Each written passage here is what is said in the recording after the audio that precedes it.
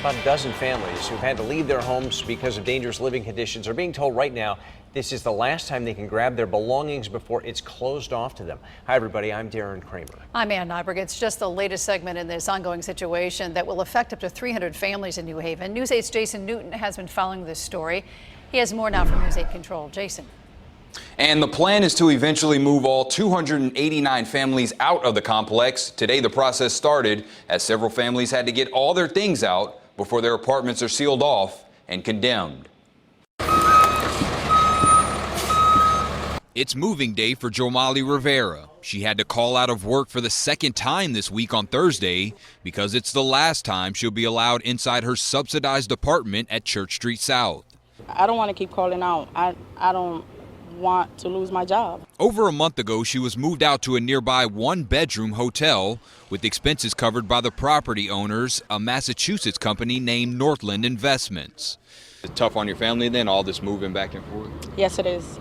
For my kids, they ask and they always say, "Mommy, I want to go home, but where is home?" She was forced out immediately because of severe mold damage caused by water leaking all throughout the ceiling and walls of her apartment.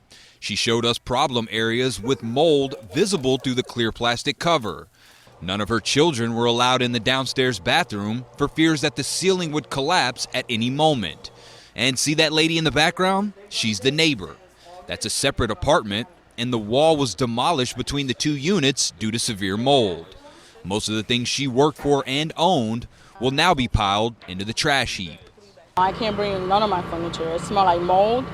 Some of them are just wet clothes that they got wet and they have mold and it stinks awful. Northland Investments provided pod storage units for several tenants who are already at hotels, but calls from other residents are also growing louder, saying their families are suffering from mold spreading inside their homes that they have no control over. This is serious. This is not a game. This is a health condition. There are two meetings being held tonight at hotels where the families were moved to. It will be the first time that residents will get to sound off directly to those property owners and ask them personal questions about their situations. Live in News 8 Control, I'm Jason Newton.